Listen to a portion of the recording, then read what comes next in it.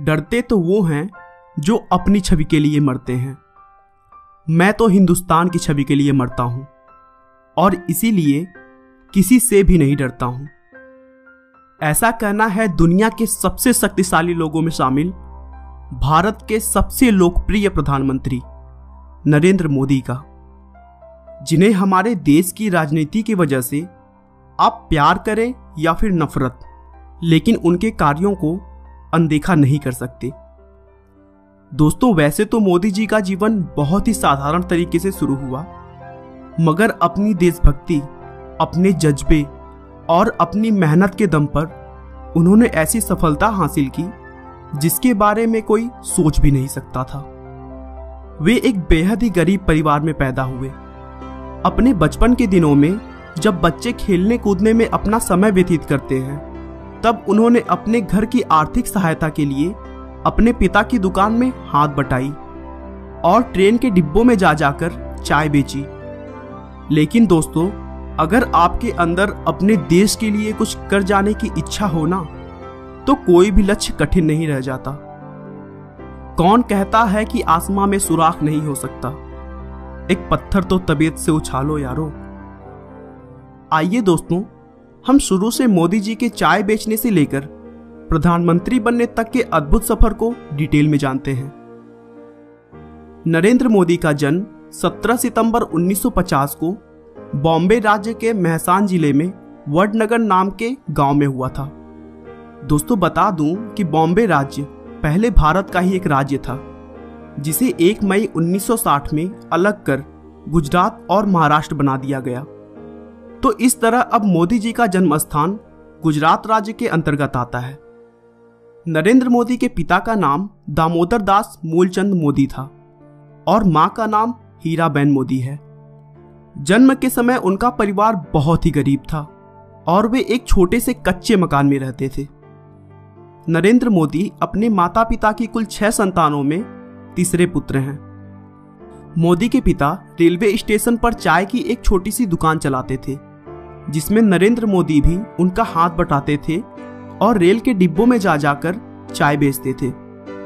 लेकिन हाँ, चाय की दुकान संभालने के साथ साथ मोदी पढ़ाई लिखाई का भी पूरा ध्यान रखते थे। मोदी के टीचर बताते हैं कि नरेंद्र पढ़ाई लिखाई में तो एक ठीक ठाक छात्र थे, लेकिन वे नाटकों और भाषणों में जमकर हिस्सा लेते थे और उन्हें खेल कूद में भी बहुत दिलचस्पी थी। उन्होंने अपनी स्कूल की पढ़ाई वडनगर से पूरी की। सिर्फ 13 साल की उम्र में नरेंद्र मोदी की सगाई यशोदाबेन चमनलाल के साथ कर दी गई और फिर 17 साल की उम्र में उनकी शादी हो गई। फाइनेंशियल एक्सप्रेस की एक न्यूज के अनुसार नरेंद्र और जसोदा ने कुछ वर्ष साथ रहकर बिताए, लेकिन कुछ समय बाद नरेंद्र मोदी के इच्छा से वे दोनों एक दूसरे के लिए अजनबी हो गए। लेकिन नरेंद्र मोदी के जीवन लेखक ऐसा नहीं मानते हैं। उनका मानना है कि उन दोनों की शादी जरूर हुई, लेकिन वे दोनों एक साथ कभी नहीं रहे। शादी के कुछ वर्षों बाद नरेंद्र मोदी ने घर छोड़ दिया और एक तरह से उनका वैवाहिक जीवन लगभग समाप्त सा हो गया। नरेंद्र मोदी का मानना है कि एक शादीशुदा के मुकाबले अविवाहित व्यक्ति भ्रष्टाचार के खिलाफ ज्यादा जोरदार तरीके से लड़ सकता है, क्योंकि उसे अपनी पत्नी, परिवार और बाल बच्चों की कोई चिंता नहीं रहती। बचपन से ही मोदी में देशभक्ति कूट कूट कर भरी थी। 1962 में जब भारत चीन युद्ध हुआ था, उस समय मोदी रेलवे स्टेशन पर जवानों से भरी ट्रेनों में उनके लिए खाना और चाय लेकर जाते थे। 1965 में भारत पाकिस्तान युद्ध के समय भी मोदी ने जवानों की खूब सेवा की थी। 1971 में वे आरएसएस के प्रचारक बन गए और अपना पूरा समय आरएसएस को देने लगे। वे वहां सुबह 5 बजे उठ जाते और देर रात तक काम करते। प्रचारक होने की वजह से मोदी जी ने गुजरात के अलग अलग जगहों पर जाकर लोगों की समस्याओं को बहुत करीब से समझा और फिर भारतीय जनता पार्टी का आधार मजबूत करने में इंपॉर्टेंट रोल निभाया। 1975 के आसपास में राजनीति क्षेत्रों में विवाद की वजह से उस समय की प्रधानमंत्री इंदिरा गांधी ने कई राज्यों में आपातकालीन घोषित कर दिया था। और तब आरएसएस जैसी संस्थाओं पर भी प्रतिबंध लगा दिया गया था। फिर भी मोदी चोरी छिपे देश की सेवा करते रहे और सरकार की गलत नीतियों का जमकर विरोध किया। उसी समय मोदी जी ने एक किताब भी लिखी थी जिसका नाम संघर्ष मां गुजरात था। इस किताब में उन्होंने गुजरात के राजनीति के बारे में चर्चा किया था। उन्होंने आरएसएस के प्रचारक रहते हुए 1980 में गुजरात विश्वविद्यालय से राजनीति विज्ञान में पीजी की डिग्री प्राप्त की। आरएसएस में बेहतरीन काम को देखते हुए उन्हें भाजपा में नियुक्त किया गया, जहां उन्होंने 1990 में आडवाणी की अयोध्या रथ यात्रा का भव्य आयोजन किया, जिससे भाजपा के सीनियर लीडर्स काफी प्रभावित हुए। आगे भी उनके अद्भुत कार्य की बदौलत भाजपा में उनका महत्व बढ़ता रहा। आखिरकार मोदी की मेहनत रंग लाई और उनकी पार्टी ने गुजरात में 1995 के विधानसभा चुनाव में बहुमत में अपनी सरकार बना ली। लेकिन मोदी से कहासुनी होने के बाद शंकर सिंह बघेला ने पार्टी से रिजाइन दे दिया। उसके बाद केशुभाई पटेल को गुजरात का मुख्यमंत्री बना दिया गया और नरेंद्र मोदी को दिल्ली बुलाकर भाजपा में संगठन के लिए केंद्रीय मंत्री का रिस्पॉन्सिबिलिटी दिया गया। मोदी जी ने इस रिस्पॉन्सिबिलिटी को भी बखूबी निभाया। 2001 में केशुभाई पटेल की सेहत बिगड़ने लगी थी और भाजपा चुनाव में कई सीटें भी हार रही थी। इसके बाद भारतीय जनता पार्टी ने अक्टूबर 2001 में केशुभाई पटेल की जगह नरेंद्र मोदी को गुजरात के मुख्यमंत्री पद की कमान सौंपी। नरेंद्र मोदी ने मुख्यमंत्री का अपना पहला कार्यकाल 7 अक्टूबर 2001 से शुरू किया। इसके बाद मोदी ने राजकोट विधानसभा चुनाव लड़ा, जिसमें उन्होंने कांग्रेस पार्टी के अश्विन मेहता को बड़े अंतर से मात दी। मुख्यमंत्री पद पर रहते हुए मोदी ने बहुत ही अच्छी तरीके से अपने कार्यों को संभाला और गुजरात को फिर से मजबूत कर दिया।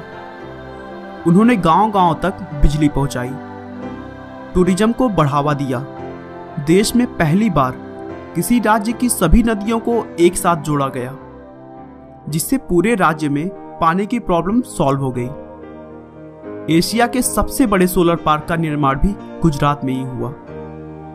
और इन सब के अलावा भी उन्होंने बहुत सारे अद्भुत कार्य किए और देखते ही देखते गुजरात को भारत का सबसे बेहतरीन राज्य बना दिया और वह खुद गुजरात के सबसे लोकप्रिय मुख्यमंत्री बन गए। लेकिन उसी बीच मार्च 2002 में गुजरात के गोधरा कांड से नरेंद्र मोदी का नाम जोड़ा गया। इस कांड के लिए न्यूयॉर्क टाइम्स ने मोदी प्रशासन को जिम्मेदार ठहराया और फिर कांग्रेस सहित अनेक विपक्षी दलों ने उनके इस्तीफे की मांग की। दोस्तों, गोधरा कांड में 27 फरवरी 2002 को गुजरात के गोधरा नाम के शहर में रेलवे स्टेशन पर साबरमती ट्रेन के S6 कोच में आग लगाए जाने के बाद 59 लोगों की मौत हो गई थी, जिसके बाद पूरे गुजरात में सांप्रदायिक दंगे होना शुरू हो गए। और फिर 28 फरवरी 2002 को गुजरात के कई इलाकों में दंगा बहुत ज्यादा भड़क गया, जिसमें 1200 से अधिक लोग मारे गए। इसके बाद इस घटना की जांच के लिए उच्चतम न्यायालय ने विशेष जांच दल बनाई और फिर दिसंबर 2010 में जांच दल के रिपोर्ट के आधार पर फैसला सुनाया कि इन दंगों में नरेंद्र मोदी के खिलाफ कोई ठोस सबूत नहीं मिला। नरेंद्र मोदी ने गुजरात में कई ऐसे हिंदू मंदिरों को भी ध्वस्त कराने में थोड़ा सा भी नहीं सोचा जो सरकारी कानून कायदों के मुताबिक नहीं बने थे। हालांकि इसके लिए उन्हें विश्व हिंदू परिषद जैसे संगठनों का भी विरोध झेलना पड़ा, लेकिन उन्होंने इसकी थोड़ी सी भी परवाह नहीं की और देश के लिए जो सही था उसी काम को करते रहे। उनके अच्छे डिसीजंस और कार्यों की वजह से गुजरात के लोगों ने मोदी को 4 बार लगातार अपना मुख्यमंत्री बनाया। गुजरात में मोदी की सफलता देखकर बीजेपी के सीनियर नेताओं ने मोदी को 2014 के लोकसभा चुनाव का प्रधानमंत्री उम्मीदवार घोषित किया, जिसके बाद मोदी ने पूरे भारत में बहुत सारी रैलियां की और साथ ही साथ उन्होंने सोशल मीडिया का भी भरपूर लाभ उठाया और लाखों लोगों तक अपनी बात रखी।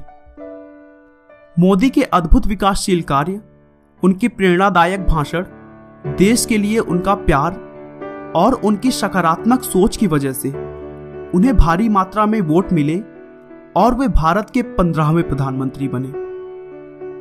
दोस्तों, नरेंद्र मोदी एक बहुत ही मेहनती व्यक्ति हैं। वे 18 घंटे काम करते हैं और कुछ ही घंटे सोते हैं। दोस्तों, मोदी जी का कहना है कि कड़ी मेहनत कभी थकान नहीं लाती है, वह तो बस संतोष लाती है।